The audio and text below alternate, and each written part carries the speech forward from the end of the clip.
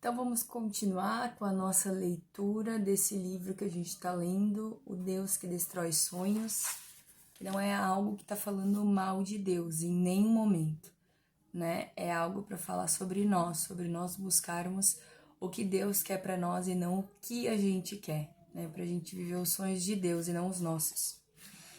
Inclusive, diferente de outros pensadores que também falaram mensagens de conforto, Jesus convidou os cansados e sobrecarregados para estarem em sua companhia. Mateus 11, 28.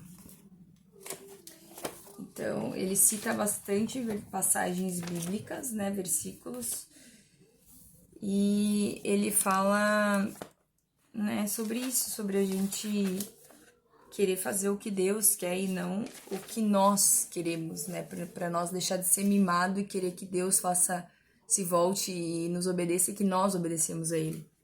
Vinde a mim todos os que estáis cansados e oprimidos, e eu vos aliviarei. Cristo andou por essa terra curando pessoas e confortando-as em suas dores. O problema é reduzir a mensagem de Jesus a isso.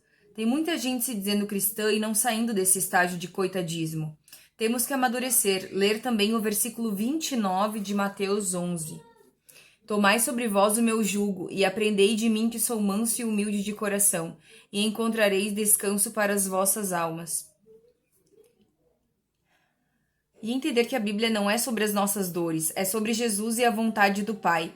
Estar em missão com Cristo é aprender dele, e sim ter paz na alma, mas sem esquecer que ele também diz: tomem sobre vocês o meu jugo.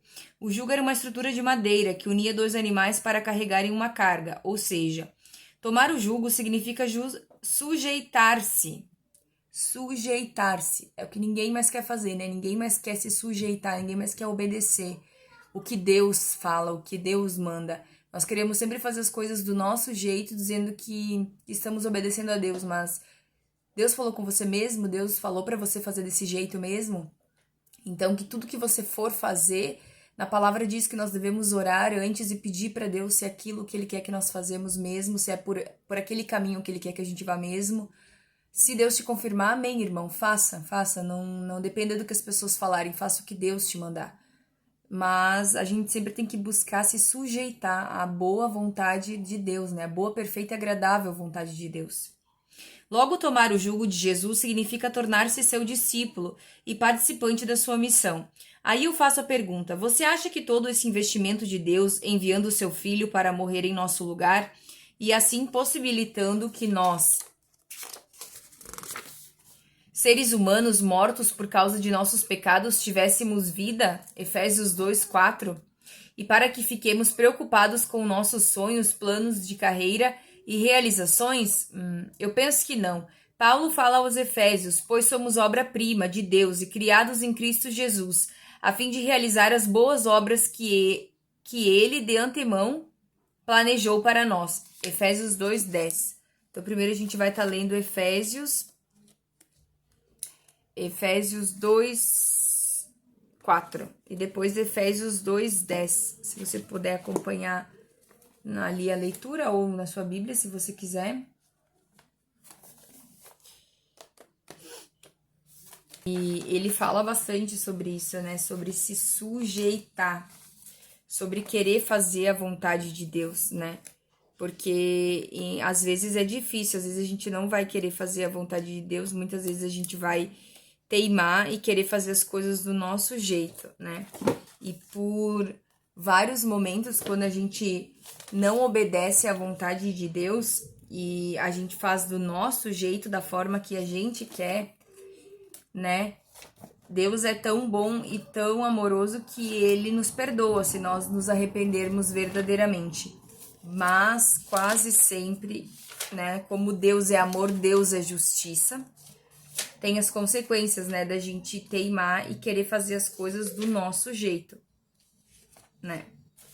E a gente sabe que é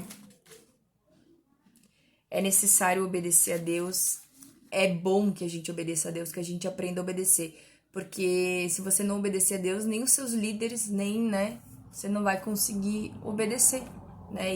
E na palavra, assim, na Bíblia fala muito sobre obediência, muito, né? Obediência e também sobre a gente aprender a respeitar, né? e as autoridades, as pessoas, né? Mas, primeiramente, a gente obedecer à voz de Deus, né? Então, em Efésios 2:4 diz assim: Mas Deus, que é riquíssimo em misericórdia, pelo seu muito amor com que nos amou. E depois ele diz Efésios 2:10: Porque somos feitura sua, criados em Cristo Jesus para as boas obras, as quais Deus preparou para que andássemos nelas. Ou seja, Deus tem simples planos e sonhos para nós, mas eles dizem a respeito à sua obra e missão na terra. E a maneira em que somos encaixados nessa tarefa, quando Paulo afirma em Romanos 8:28, então vamos ler lá também em Romanos 8:28, o que nos fala.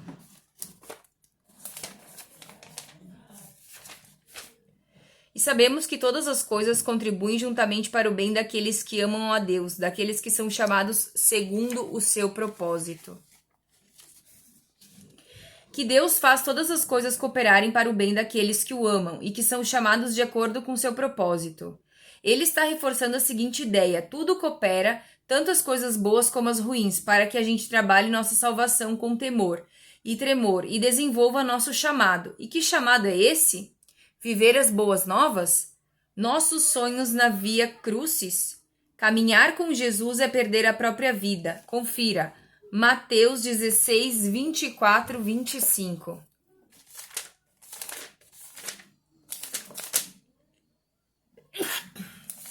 Perdão, irmãos.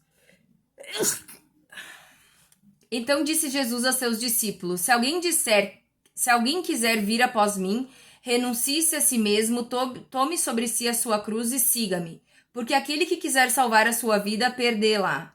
E quem perder a sua vida por amor de mim, achá-la.